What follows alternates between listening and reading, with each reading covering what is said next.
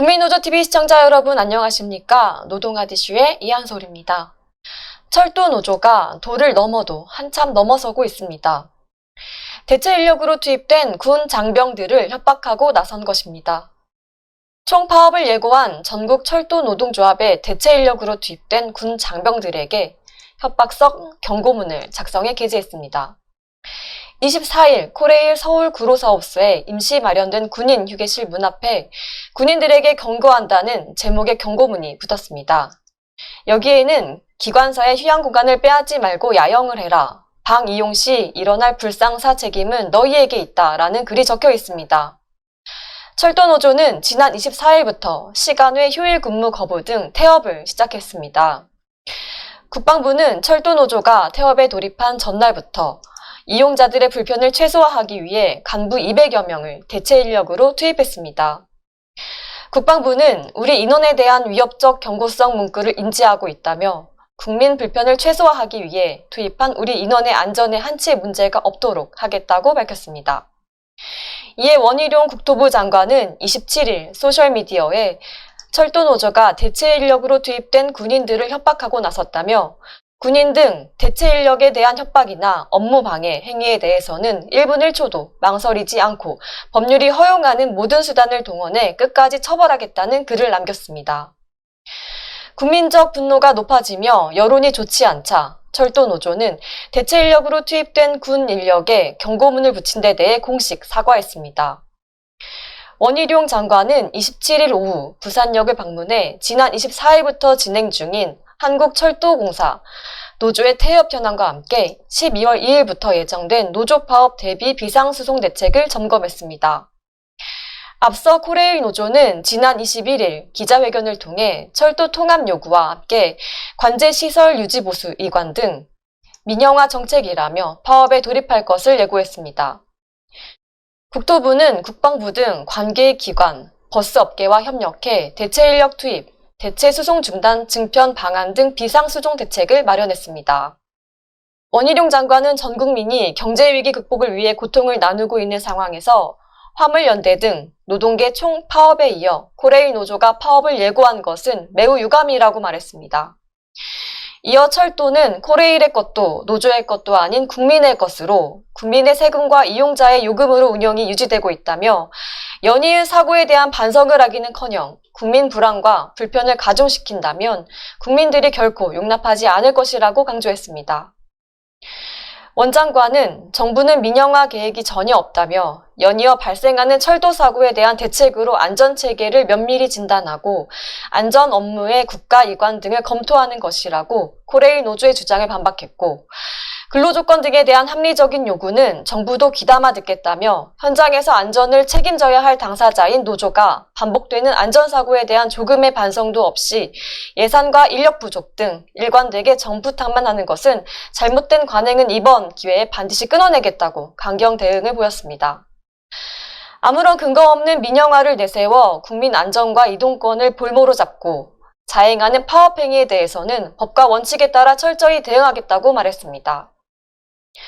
다음 소식입니다. 민주노총이 시의원에게 사과문 모욕을 줬습니다. 지난 23, 24일 서울시의회 기획경제위원회 소속 국민의힘 의원들과 전문위원에게 이메일과 팩스가 날아왔습니다.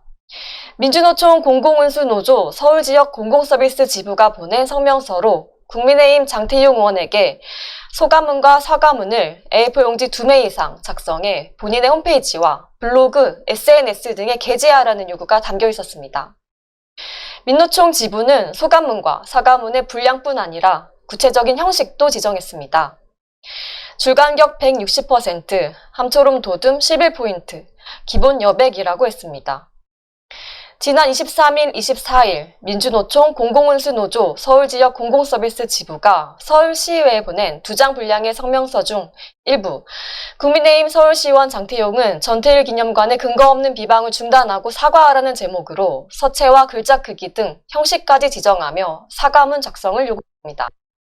장 의원은 지난 10일 서울시 대상 행정감사에서 서울 청계천로에 있는 전태일 기념관 운영이 지나치게 단발성 행사 위주인 데다 방만하다고 지적했습니다.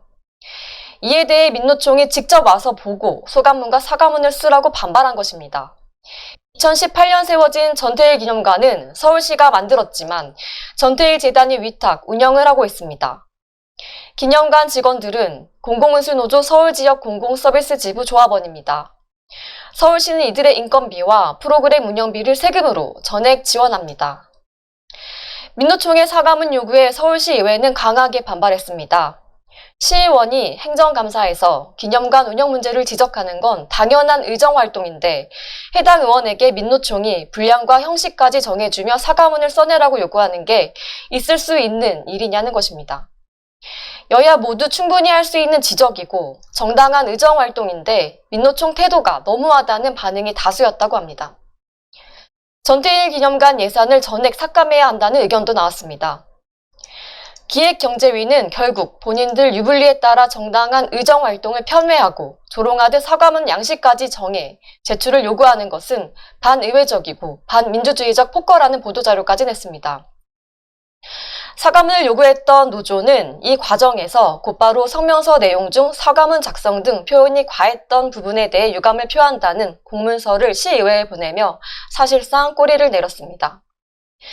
전태일 기념관은 서울시의 재정사업평가에서는 2020년에는 보통, 지난해에는 매우 미흡 판정을 받았습니다. 올해 시 지원 예산은 15억 8천만 원입니다. 주로 직원 인건비와 전시 행사 등에 쓰입니다. 기념관은 공연예술단체 제작 지원이라는 사업에 2020년 97명 지원에 6,400만 원을 썼는데 지난해에는 387명 지원에 1,000만 원 가량을 써 인원 대비 비용 지출이 고무줄 같다는 지적을 받았습니다. 2020년에는 9억 5,600만 원을 들여 전태일 50주년 행사를 했는데 홍보비로만 1억 2,800만 원을 썼습니다. 하지만 억대의 홍보비를 쓰고도 시민들의 관심과 참여가 부족했다고 자체 평가했습니다. 장태용 의원은 홍보비를 얼마를 더 써야 성공적인 행사가 될 수 있는지 궁금하다며 이런 부분에 대해 지적을 한 것인데 민노총이 사과문을 요구한 것은 결국 시의원을 대표로 뽑은 서울 시민들을 무시한 것이라고 했습니다. 철도노조는 파업 대체 인력으로 나온 군인을 협박하더니 공공운수노조는 시민이 뽑은 시의원에게 협박과 조롱에 더해 무시까지 하는 태도를 보이고 있습니다. 아나무인 민노총을 보고 있자니 기가 차고 헛웃음만 나옵니다. 지금까지 노동아지슈의 이한솔이었습니다. 감사합니다.